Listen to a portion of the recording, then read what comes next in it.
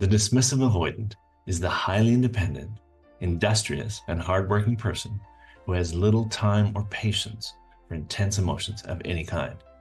If you or someone you know is that strong and confident or even maybe proud workaholic, then there's a pretty good chance that you or they have the dismissive avoidant tendencies that can really interfere with your life and relationships. Where does all this come from? Well, as infants, dismissives were likely in situations where they were left to deal with their own emotions for at least what the baby considered was an unreasonable length of time. Now, this doesn't mean the parents were neglectful. It could simply mean that they were busy with other kids, exhausted by life, or maybe even suffering through their own unhealed childhood wounds. Then as children, this can get further reinforced if the child was pushed to minimize or even dismiss their negative emotions, being told not to cry or to stop whining, etc. A dismissive has learned from childhood the expression of emotion is a sign of weakness or vulnerability, and it will be taken advantage of by others. What this ultimately means is that the child has not developed the skills needed to deal with emotions effectively, and it sends a clear message to the child that the expression of emotion will result in some form of pain or loss. This means that as adults, dismissives are extremely self-sufficient and feel that anybody that they let close will either take advantage of or even abandon them. So maybe it's better just to keep everybody at a distance. That's why they may find it easier to be in long-distance relationships, or possibly even polyamorous ones, that require less of a full commitment. In a work environment, dismissives are often very successful and competent, but their skill set does not make them the most intimate of true friends or relationship partners. They use their work and busy schedules as excuses to keep them from investing too deeply in any kind of emotional connection.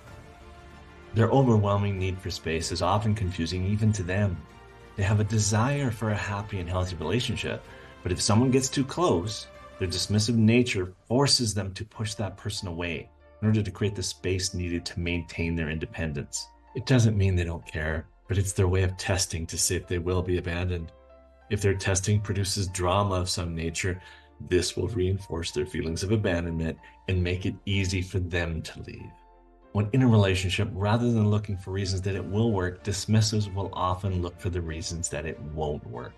They're very sensitive to being criticized or judged, but they certainly won't show you that it hurt them, as they do not want to appear weak or insufficient in any way. They hide their pain inside and simply suffer through it. It's much easier to ignore the pain and invest in their career or favorite hobby. They will do their best to avoid conflict and confrontation, but when forced into it, they will often feel trapped, and this will cause them to react with defensiveness and maybe even emotional outbursts.